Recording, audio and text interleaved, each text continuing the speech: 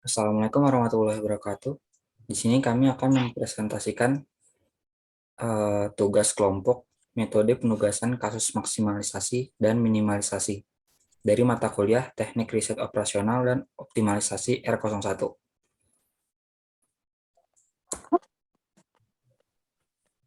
Yang pertama adalah metode penugasan. Metode penugasan adalah metode yang digunakan untuk memecahkan masalah-masalah yang berhubungan dengan alokasi optimal dari berbagai macam sumber daya yang produktif.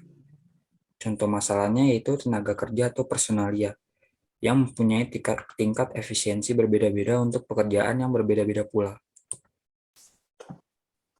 Metode penugasan disebut juga dengan metode Hungarian. Awalnya, metode Hungarian ditemukan dan dipublikasikan oleh Harold Urquhart pada tahun 1955. Kemudian diperbaiki oleh James Moncrief pada tahun 1957, yang kemudian dikenal juga dengan nama algoritma Kuhn-Munkres. Algoritma yang dikembangkan oleh Kuhn-Munkres tersebut didasarkan pada hasil kerja dua orang matematikawan asal Hungaria lainnya, yaitu Dennis Koenig dan Geno Eger-Ferry. Metode Hungarian adalah metode yang memodifikasi baris dan kolom dalam matriks efektivitas sampai muncul sebuah komponen nol tunggal dalam setiap baris atau kolom yang dapat dipilih sebagai alokasi penugasan. Persyaratannya yaitu jumlah kolom sumber daya harus sama dengan jumlah baris tugas yang harus diselesaikan. Setiap sumber daya hanya dapat mengerjakan suatu tugas. Apabila jumlah sumber tidak sama dengan jumlah tugas atau sebaliknya, maka ditambahkan variabel dummy worker atau dummy job. Masalah penugasan. Minimalisasi maksudnya adalah pengalokasian tugas kepada sumber daya sehingga diperoleh biaya total minimum. Sedangkan maksimalisasi yaitu pengalokasian tugas kepada sumber daya sehingga diperoleh keuntungan yang maksimum. Langkah awal penyelesaian masalah penugasan. Identifikasi dan penyederhanaan masalah dalam bentuk tabel penugasan. Kasus minimalisasi yaitu cari biaya terkecil untuk setiap baris dan kemudian menggunakan biaya terkecil tersebut untuk dikurangi oleh semua biaya yang ada pada baris yang sama. Kasus maksimalisasi. Maksudnya adalah cari nilai tertinggi untuk setiap baris yang kemudian nilai tertinggi tersebut sebagai pengurang semua nilai yang ada dalam baris tersebut. Yang terakhir adalah kasus tidak normal. Maksudnya adalah bila jumlah sumber tidak sama dengan jumlah tugas atau sebaliknya, maka di dalam tabel penugasan perlu ditambahkan variabel dummy yang nilainya 0. Contoh kasus masalah penugasan. Suatu perusahaan kotak hadiah mempunyai 4 pekerjaan yang berbeda, yaitu memotong karton, merekatkan kertas, warna, memberi hiasan, dan membungkus. Perusahaan kotak hadiah tersebut hanya memiliki 4 orang. Karyawan yaitu Hana, Karin, Helmi, dan Rosi. Upah seorang karyawan untuk masing-masing pekerjaan berbeda-beda, seperti tabel berikut ini.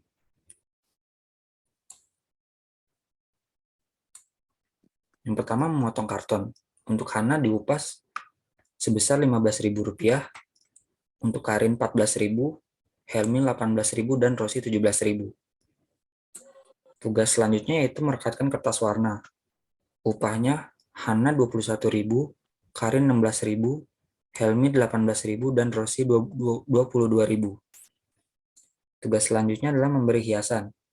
Upahnya yaitu Hana 21.000, Karin 21.000, Helmi 24.000, dan Rosi 19.000.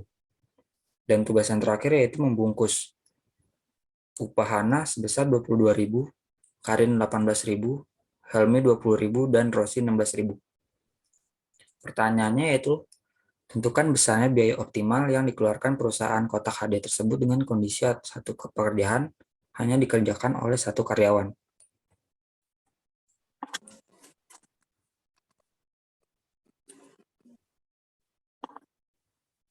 Langkah yang pertama, identifikasi dan penyederhanaan masalah dalam tabel penugasan. Mencari biaya optimal, yaitu kasus minimalisasi. Jumlah pekerjaan, jumlah karyawan artinya kasus normal tanpa dummy. Ini adalah contoh tabel penugasan. Selanjutnya yaitu langkah kedua, yaitu cari biaya terkecil untuk setiap barisnya, dan untuk kemudian menggunakan biaya terkecil tersebut untuk dikurangi oleh semua biaya yang ada pada baris yang sama. Contohnya seperti tabel berikut. Untuk baris kolom kedua ada 14, baris 1 ada 14, baris 2 ada 16, baris ketiga 19, dan untuk baris 4 ada 16.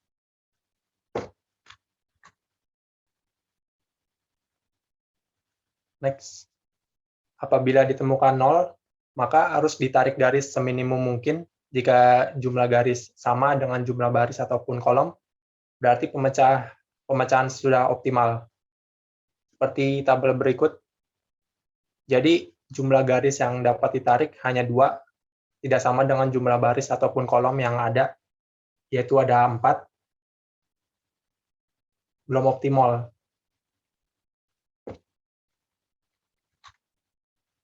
Lalu selanjutnya langkah ketiga, pada kolom tak terkena garis, pilih nilai terkecil, kemudian kurangi nilai lain pada kolom yang sama dengan nilai terkecil tersebut. Seperti yang digambar. Jadi, lalu untuk langkah keempat, tarik garis seminimum mungkin, baik ke arah vertikal maupun horizontal, yang meliput semua yang bernilai 0. Jadi jika jumlah garis sama dengan jumlah baris ataupun kolom, berarti pemecahan sudah optimal. Seperti gambar berikut, jumlah garis yang dapat ditarik hanya 3, jadi tidak sama dengan jumlah baris atau kolom yang ada, yaitu 4.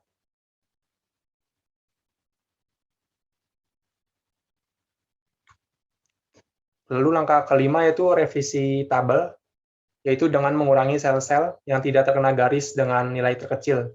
Kemudian tambahkan nilai sel terkecil itu pada sel yang terkena garis 2 kali.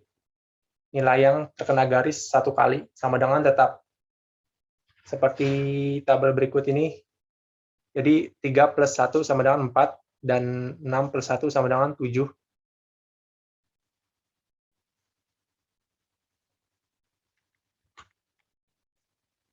Lalu untuk langkah ke-6, tentukan apakah sudah terdapat nilai 0 pada garis dan kolom yang berbeda. Apabila sudah terdapat nilai 0 di setiap baris dan juga kolom yang berbeda, maka sudah dipastikan hasilnya yang optimal. Atau jika jumlah garis sama dengan jumlah baris maupun kolom, berarti pemecahan itu sudah optimal. Seperti tabel berikut, jadi jumlah garis yang dapat ditarik yaitu 4, sama dengan jumlah baris atau kolom yang ada pada tabel. Jadi sudah optimal.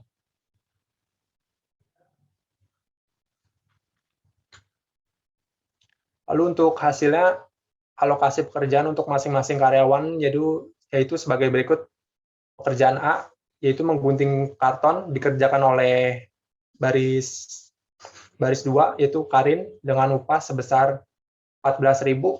Pekerjaan B, merekatkan kertas warna, dikerjakan oleh baris 3, Helmi, dengan upah sebesar 18.000. Pekerjaan C, memberikan hiasan, dikerjakan oleh baris 1, yaitu Hana, dengan upah sebesar 21.000. Dan terakhir pekerjaan D, yaitu membungkus, dikerjakan oleh baris keempat, yaitu Rosi, dengan upah sebesar Rp16.000. Dan ini adalah tabel perhitungan biaya optimalnya. Untuk pekerjaan memotong karton, yaitu oleh Karin, 14.000. Merekatkan kertas warna dilakukan oleh Helmi, 18.000. Memasang hiasan yaitu Hana dengan 21.000. Dan membungkus dilakukan oleh Rosi dengan 16.000. Jadi total biaya upah yang dikeluarkan yaitu 69.000. itu adalah biaya optimal yang dikeluarkan oleh perusahaan kotak hadiah yang dengan pembagian tugas tersebut.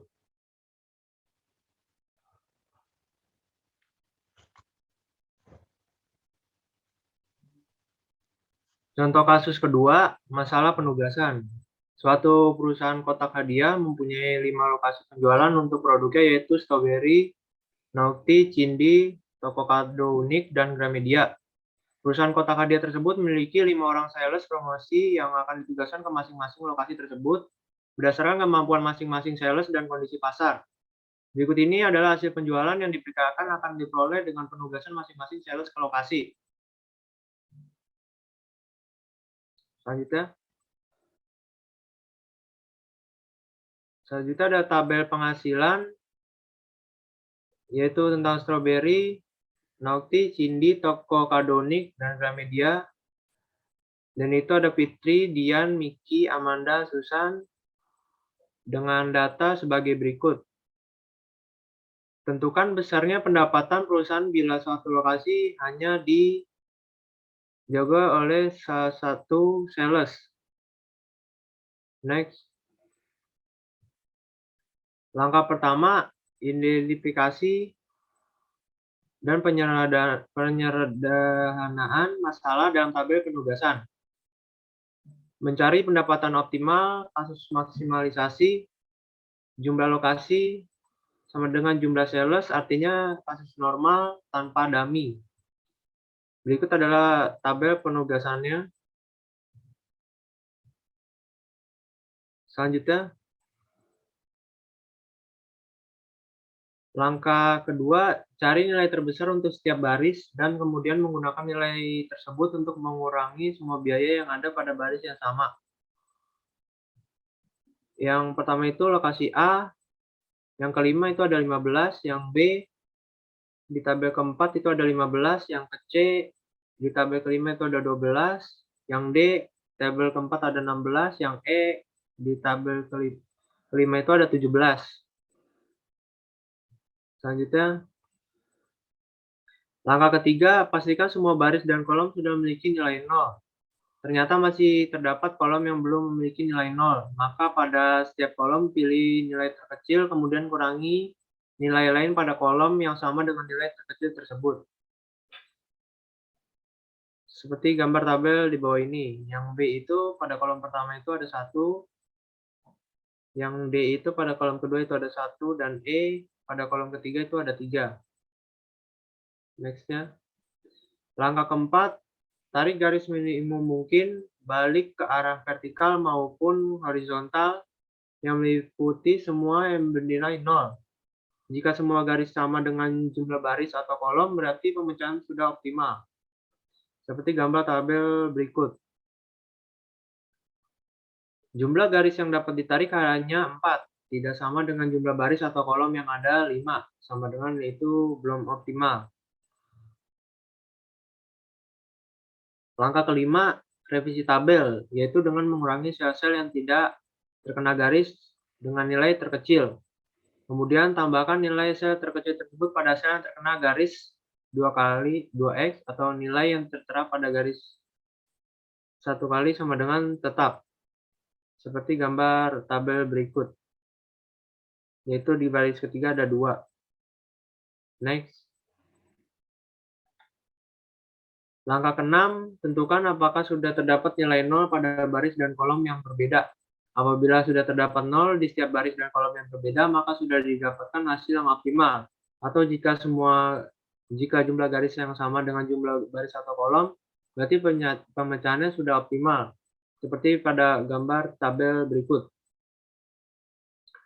Jumlah garis yang dapat ditarik ada 5, sama dengan yaitu jumlah baris atau kolom yang sudah optimal. Maka hasilnya dari tabel berikut, Strawberry, Dian dengan biaya 120.000, Naughty, Fitri yaitu 140.000, Cindy atau Susan itu ada 120.000, Toko Kado Unik, Amanda itu ada 160.000, Gramedia yaitu Miki ada 140.000. Total pendapatan optimal yang diperoleh itu ada 680.000. Jadi total pendapatan optimal yang diperoleh perusahaan Kota Kadia dengan pembagian lokasi sales tersebut di atas sebesar 680.000.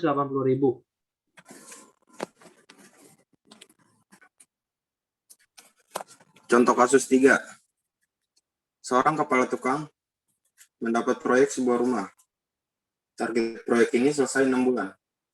Pekerja yang dibutuhkan adalah sebagai tukang kayu, tukang cat, pembantu tukang, tukang bangunan.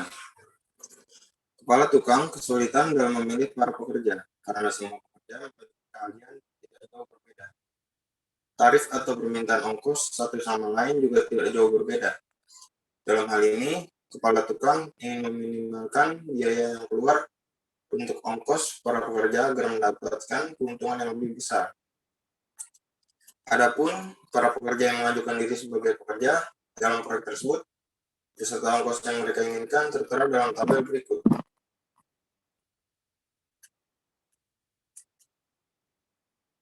Tukang kayu, Tony 70, Tono 85, Toto 50. Tukang cat, Tony 45, Tono 60, Toto 55. Pembantu tukang, Tony 60, Tono 65, Toto 70. Dan tukang bangunan, Tony 60, Tono 50, dan Toto 55. Keterangan ongkos per hari dalam ribuan rupiah. Identifikasi masalah.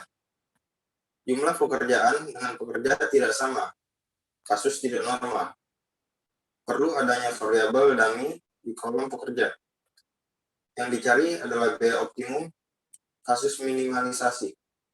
Maka, tabel penugasan menjadi berikut. Tukang kayu Tony 70, Tono 85, Toto 50. Tukang cat Tony 45, Tono 60, Toto 55. Pembantu tukang Tony 60, Tono 65, dan Toto 70. Tukang bangunan Tony 60, Tono 50, dan Toto 55.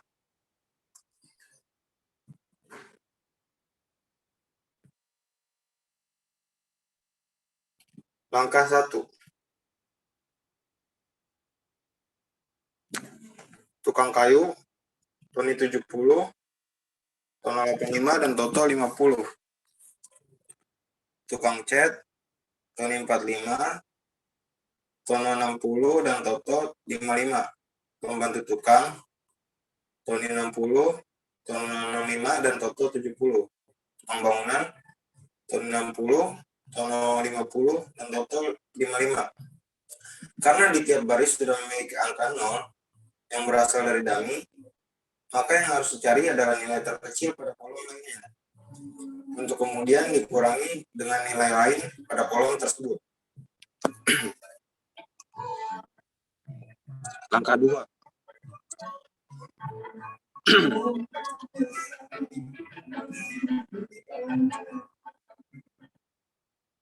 Langkah 2.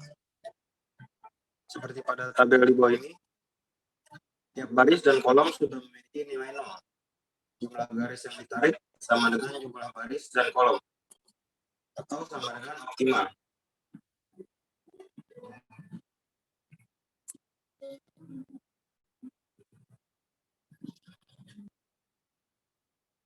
Langkah 3. Seperti pada tabel di bawah ini,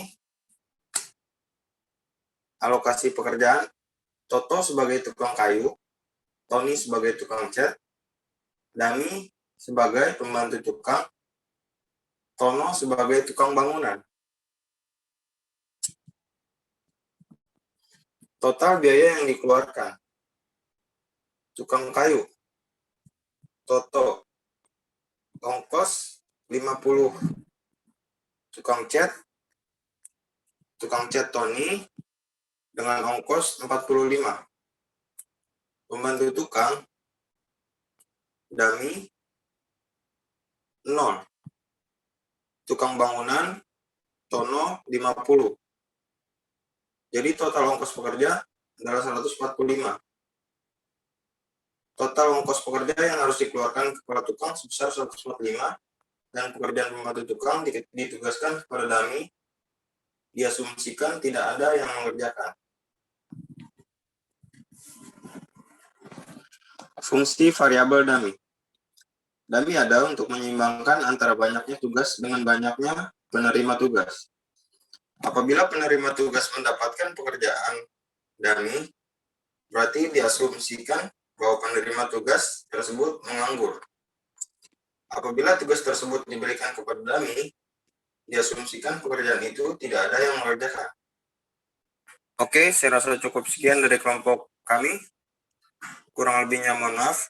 Wassalamualaikum warahmatullahi wabarakatuh.